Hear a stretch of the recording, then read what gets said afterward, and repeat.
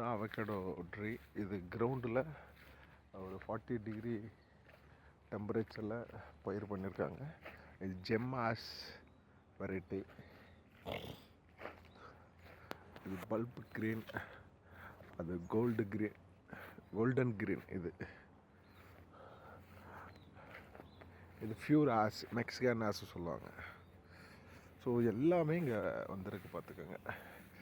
இதுவும் Mexican as.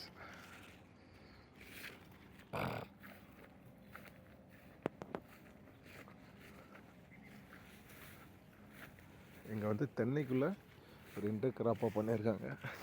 Flower start ஆகிடுச்சு. தமிழ்நாட்டில் லோக்கல் வெரைட்டி போட்டுட்டு ஃப்ளவரே வராமல் இருக்கிறவங்களெல்லாம் நிறையா இருக்காங்க.